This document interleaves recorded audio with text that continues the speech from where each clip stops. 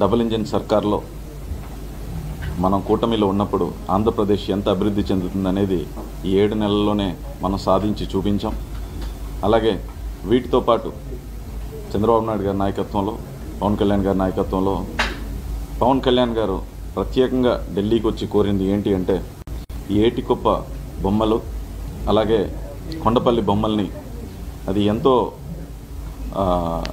Develop చేయాలనే ఉద్దేశంతో వాటికి స్కిల్ ఎన్హాన్స్మెంట్ చేయించాలి, దాన్ని మేడ్ ఇన్ ఇండియాలా గుర్తించి దాన్ని డెవలప్ చేసి గ్లోబల్ కూడా పంపే విధంగా వాళ్ళు కోరటం జరిగింది.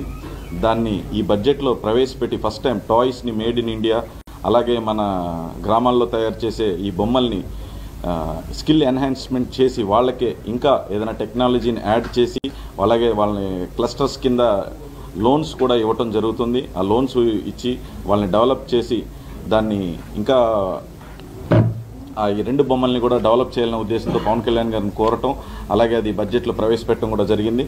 దాంతోపాటు షిప్ బిల్డింగ్ అంటే సుమారు 976 కిలోమీటర్స్ కోస్టల్ లైన్ ఉన్న మన ఆంధ్రప్రదేశ్కి మారిటైమ్ బోర్డుకి సుమారు 25,000 కోట్లు ఇవ్వటం జరిగింది. ఆ 25,000 కోట్ల ద్వారా మన ఆంధ్ర రాష్ట్రంలో మన ముఖ్యమంత్రి గారు లాస్ట్ టైం పెద్దాపురం వచ్చినప్పుడు కూడా చెప్పడం జరిగింది. షిప్ బిల్డింగ్ SEZ అనేది దేశంలోనే మొట్టమొదటిసారి ఆంధ్రప్రదేశ్లో ఏర్పాటు చేయడం జరుగుతుంది. దాని నిమిత్తమే పవన్ కళ్యాణ్ గారు, చంద్రబాబు నాయుడు గారు కోరటం నిమిత్తమే ఈ 25,000 కోట్లు మారిటైమ్ బోర్డుకి కేటాయించడం అలాగే అది ముఖ్య భాగం ఆంధ్రప్రదేశ్కి తెచ్చుకునే విధంగా షిప్ బిల్డింగ్ SEZని ఆంధ్రప్రదేశ్లో పెట్టి ఇతర దేశాలకు కూడా ఎక్స్పోర్ట్ చేసే విధంగా షిప్ బిల్డింగ్ని ఎక్స్పోర్ట్ చేసే విధంగా మన ఆంధ్రప్రదేశ్కి రావటం జరుగుతుంది.